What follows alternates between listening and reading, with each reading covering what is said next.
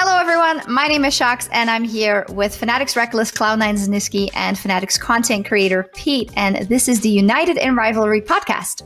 You guys might have seen it earlier today that BMW has announced a partnership with the 5 of the best League of Legends teams in the world. G2, Fnatic, C9, T1 and FPX, called United in Rivalry.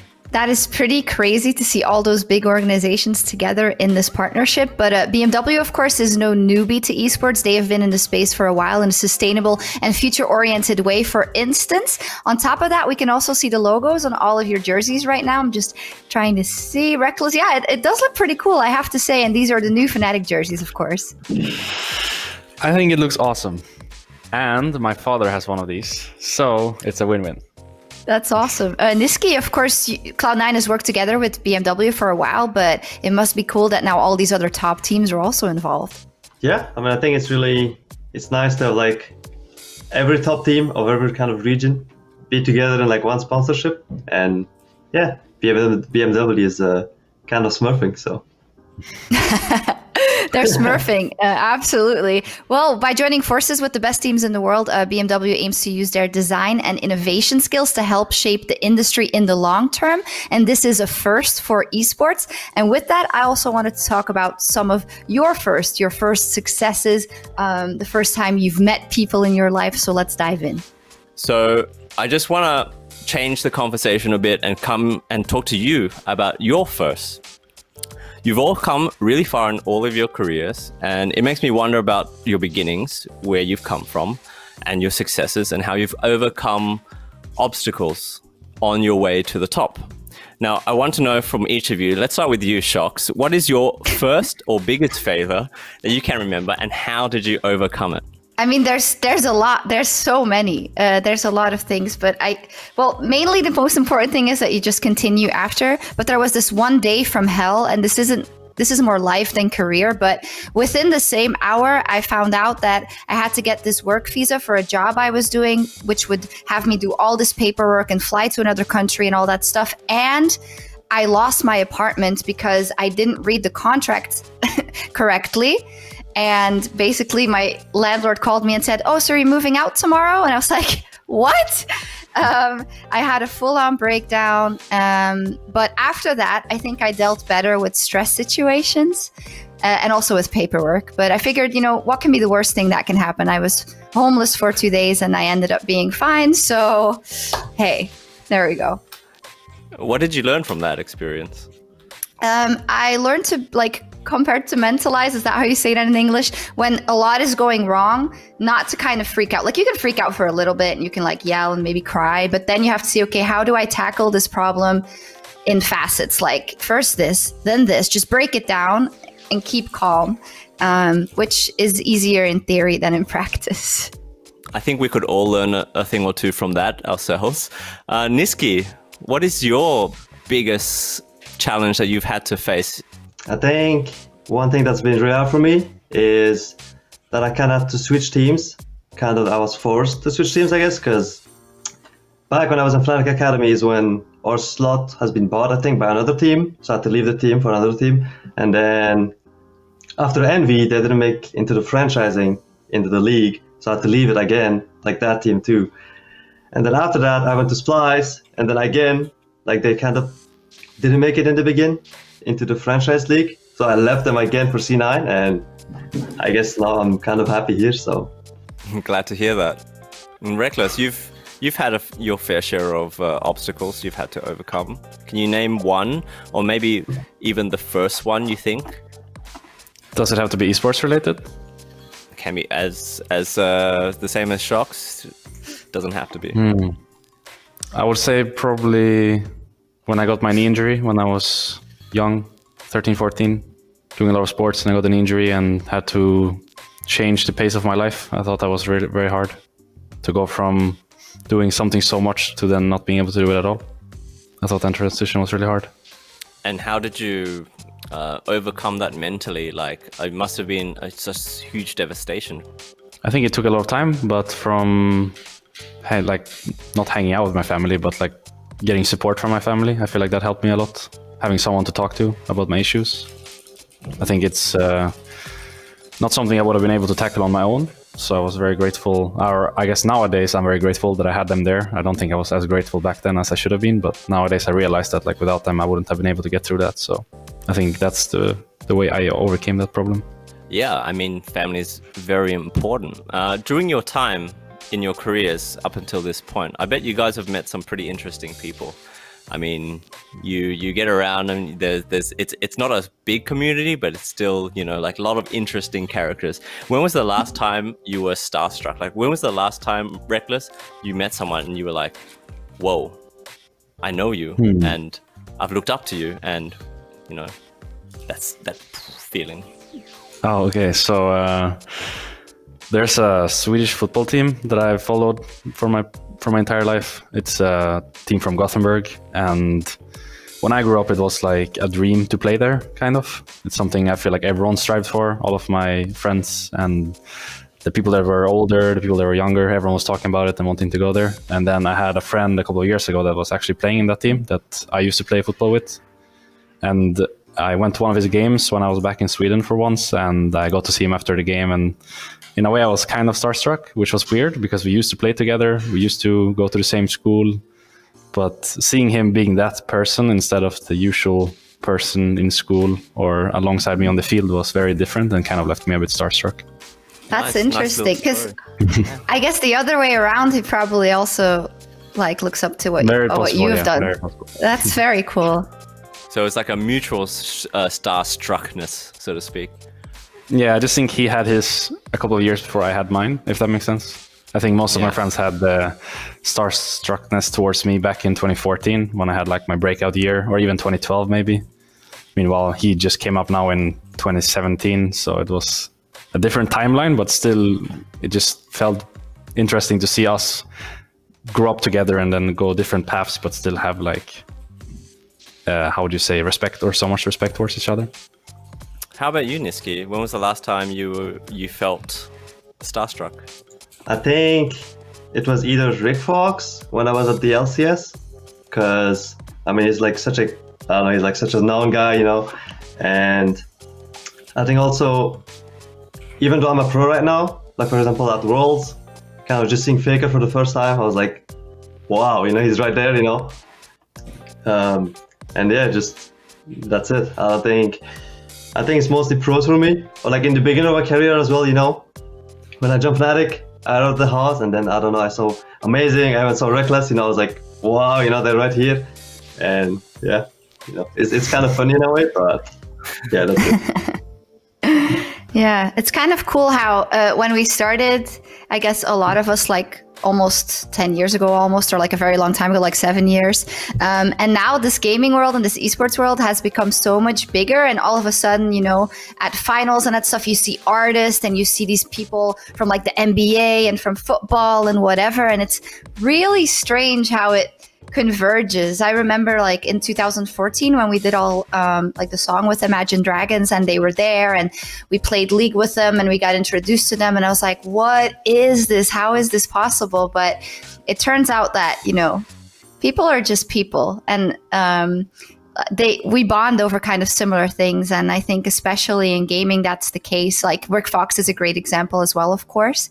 And I've always been very pleasantly surprised with the people I've met through esports, I would say. Yeah, it's been cool. Well, we can't have Nisqy and Rekkles here and not talk about EU and NA. And it doesn't have to be very confrontational, but now that you're united in Rivalry, I mean, there we go.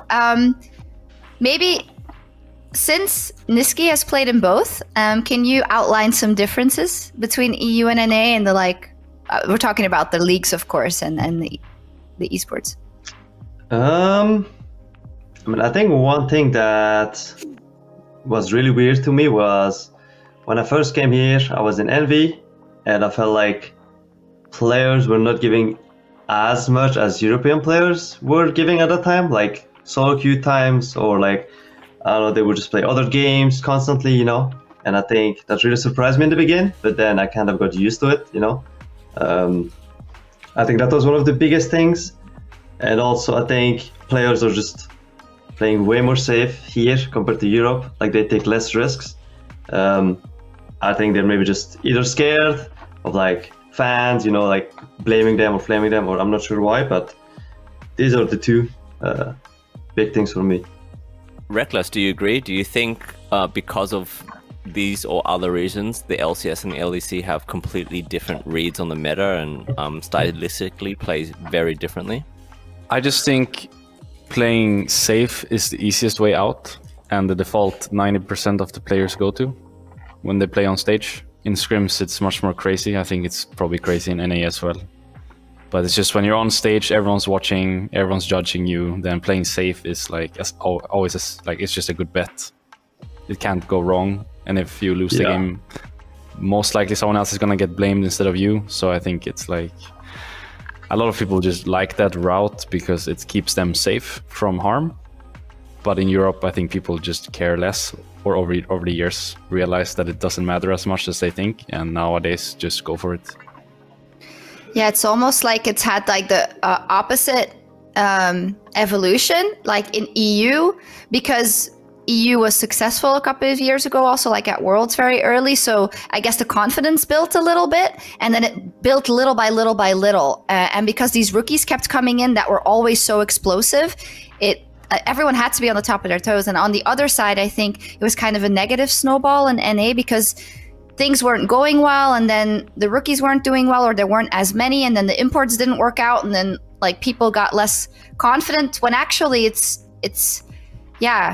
very hard to shake that off, I think. But I think that's a good read. And C9 shows now, for instance, that, you know, if you play your own style and make it work, it most likely is going to be better than trying to copy something else. Yeah, I mean, I think also one thing for kind of European teams is that, for example, when Fnatic was successful or when G2 was successful this year, it's like they've had their own style, their crazy style, you know, like pike mid or pike top or whatever, they're playing like random stuff. And I feel like people have just been trying to find their style in Europe at least, and that's also why I think the league is way better than, like, the average level is just way better than what they've been. So yeah. It also seems that in crucial moments, and unfortunately for NA, that's been like in the group stage of Worlds now a couple of years, it seems like in theory these teams are good enough, and sometimes it is just mind-boggling how they lose certain games that in any other scenario they would have won, and they would have not have this group stage trauma at all. I don't know. What do you think it's going to take, Nisqy, for that trauma to like go away? Because we can't just think that they're not good enough, because clearly you're good enough. Like C9 is good enough. Team Liquid was great also last year. C9 was great. So yeah, what is it going to take? I feel like at least one thing that's really hard for NA teams is I feel like the level here is just below what Europe is, or like what China is, or what Korea is, which makes it really hard for teams to kind of improve, in my opinion, even on a mechanical level or on laning phase, stuff like that. Where even, for example, last year, where TL, everyone was kind of hyping them up, like during the Summer Split Finals, for example, us, C9, were not the best team at that point, and we even made them go to 5 games, for example, which was really insane for me, because I thought they would be really better than that, you know, but they made like crucial mistakes and stuff. So I don't know, I think it's just the level is just lower here, and it's just harder to improve from, and that's why we right now are trying to kind of improve by ourselves, not really counting on anyone else to do mistakes or kind of beating us up in lane, stuff like that. And yeah, I think just the level is low, and also like the 60 ping, for example, doesn't really help in solo queue, because your mechanics are getting worse slowly, in my opinion. So yeah, that being said, where do you think C9 would rank if they were in the LEC, seeing as you know, you said the LCS is, you know, on average a lower level, but you guys are smashing it? Where do you think if C9 were playing in LEC? I don't think would be. I think it'd be really hard to say that we're above G2 or Fnatic, I think, in my opinion, because they're really good. And I feel like it's really hard to say, because I have no idea how good European teams are compared to NA teams. So it's really hard to kind of tell where we are. But I'd say, I think top 4 for sure, in my opinion. And I'd say we'd fight for top 3, and then we'd go up from there, you know. How would Fnatic do in LCS?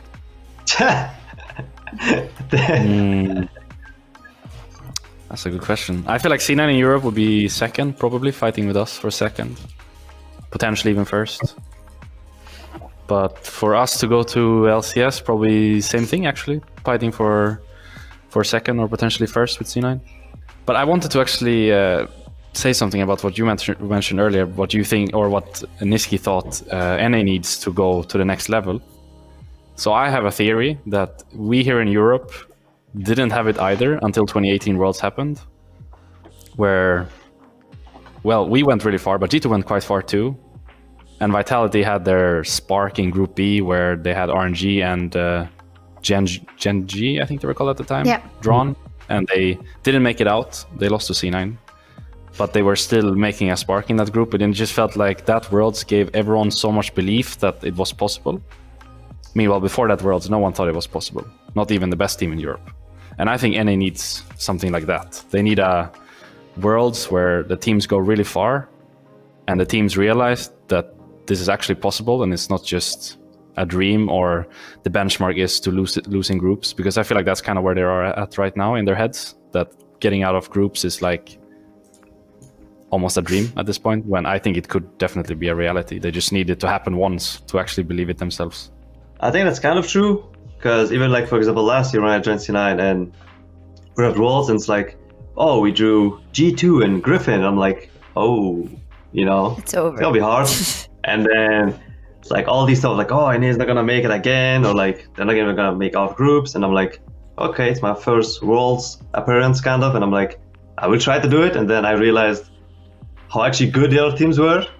So I think when people realize how good the other teams are, they either kind of give up on it, where they're like, okay, they're just better than us, and then it's just really hard for us to make it out of groups, or they do opposite, where like they learn from them and then they come back really way stronger and like prepared for Worlds. And I think that's one thing with that scene where we're prepared for this Worlds, in my opinion, and that's how we build a really strong roster and kind of switching things a bit in our playstyle and stuff. So yeah, I hope we'll do well this year, because in my opinion it should be.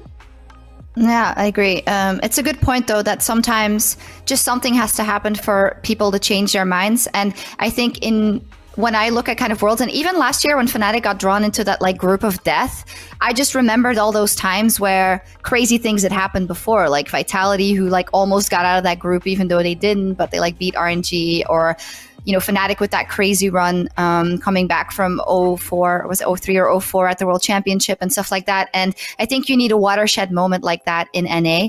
And I often think, what if the final of MSI, some reason it was just IG versus TL in the final, and they did what they did in the semifinal in the final? I wonder how much that would have changed everyone's perception. But yeah, you can't think that way. I hope it happens for NA. I think it's time, and I definitely also think that C9 could be that team that makes it happen, but we'll see. Enough about competition and stress. I guess we all also do other things in our free time. I know you're quite the weeb, Nisqy. I know you love your anime. Yeah, I wanted to find out from all of you kind of what you're watching and what else you're doing if you're not training. What's the new hottest anime we need to watch, Nisqy? To be honest, lately I've not been watching as much anime, because lately with the team it's like we have kind of a thing called where like if we don't have scrims, or if we end scrims early, then we watch a show together. And lately we've been watching a lot of shows, you know, all together. And for example, there's a thing called, I think it's called Love is Blind or something. It's like really random stuff where we all watch it together, and it's like really fun in a way. And, like you see people comment and like I don't know, it's just a really way of like having synergy or connecting with your teammates, which makes it really fun in a way. So yeah, no anime. I love Love is Blind. Yeah, Love is Blind is great. I know, I mean, people look down on trash TV and on reality TV, but there's got to be time for all of it. You know, you can watch serious stuff, but sometimes you need to kind of, you need to watch that stuff as well. And Rekkles, Pete has told me that sometimes he sees you watching trash TV, like Paradise Hotel, or what is it? Yeah. Oh yeah. Oh my. Then too. Actually, Van is watching that too. What is it? Like that. It's a reality show where you have to have a date sort of every week and stay in the program. And the ones that are without a date, they're out. And then slowly but surely they go from 5 couples to 4 to 3 to the final 2, and then they have a voting session who was the most liked couple in the house. So it's a very how do you say, shallow program, but I think the same as you need to have those two. You can't just watch all the serious stuff all the time. That's a good point. Would you ever any of you ever be a contestant in a show like that? No. I'm not gonna have No.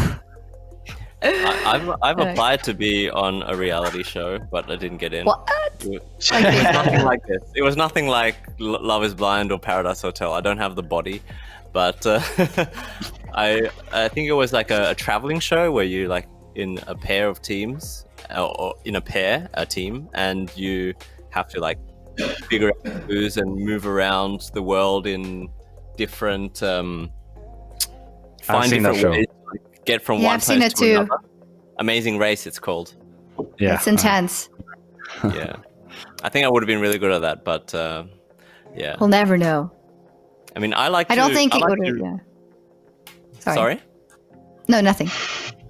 I was just gonna say I also like to, you know, like really obsess about only one show. It's usually a really serious show though, so I don't really watch like funny things. Right now I'm really into Breaking Bad. I know it's old, but super obsessed with it. Have you guys seen it?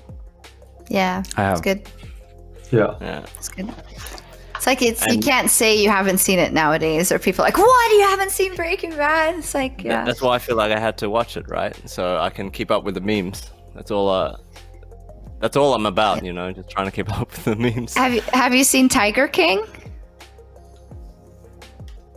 I have not. No. Never heard about it. Okay, so it's new on Netflix. Listen to this. It's actually quite sad in one part because it's about people that keep tigers and like big cats and exotic animals in like zoos across America, because the law is apparently, I don't know if but wasn't very good for that. But they're all crazy, and they like are constantly reality style show, like, I don't know, in rivalries with each other. And they're all crazy, and they're all playing with these tigers, and there's murder mysteries, and it's great. I think it's still trash TV, but can recommend.